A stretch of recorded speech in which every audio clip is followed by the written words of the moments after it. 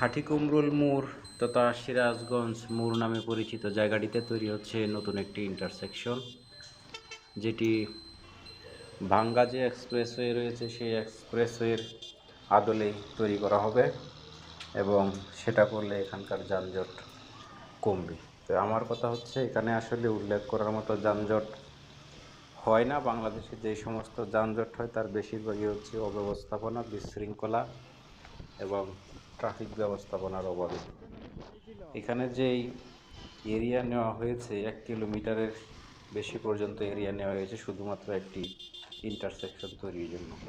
এটি আমার মনে হয় বাংলাদেশের জন্য ব্যয়বহুল, কারণ এখানে আমি ইন্টারসেকশন তৈরির আগে বহুবার এসেছি।